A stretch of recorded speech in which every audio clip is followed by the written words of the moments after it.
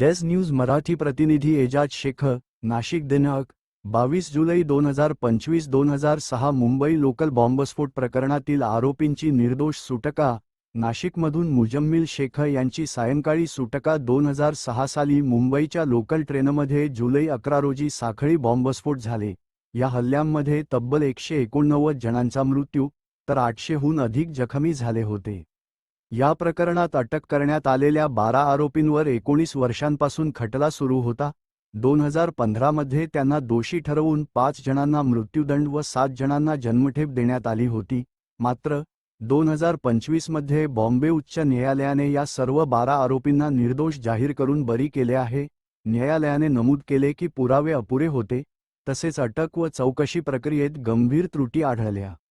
नाशिकहून सुटका। नाशिक रोड येथील सेंट्रल जेलमधून आरोपी मुजम्मिल अताउर रहमान शेख याची सायंकाळी रिहाई करण्यात आली। डेज न्यूज मराठीच्या प्रतिनिधीने रिहाईवेळी कारागृहाबाहेरची माहिती घेतली। इतर आरोपी अमरावती, नागपूर आणि पुणे येथूनही अन्य आरोपींची सुटका झाली आहे। फक्त 2 आरोपी नवीद खान आणि फैजल शेख अन्य प्रकरणांमुळे अजूनही तुरुंगात आहेत।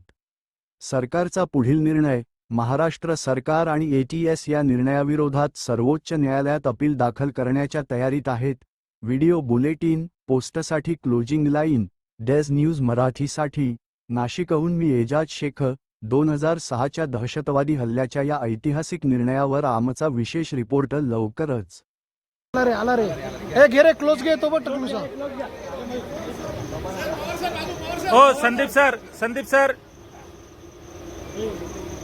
हे घुसवा डायरेक्ट माईक सर बूम आरोपीला बाहेर काढत आहे।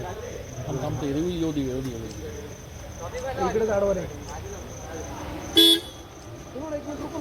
नहीं लॉयर ने मना करे भाई। अरे लॉयर ने मना किया, आप इतने दिन अंदर थे, अभी आपको निर्दोष छोड़ा गया, क्या आपकी इसके ऊपर राय? मेरे को इंसाफ मिलने पे खुशी है। क्या क्या इंसाफ मिलने पे खुशी है।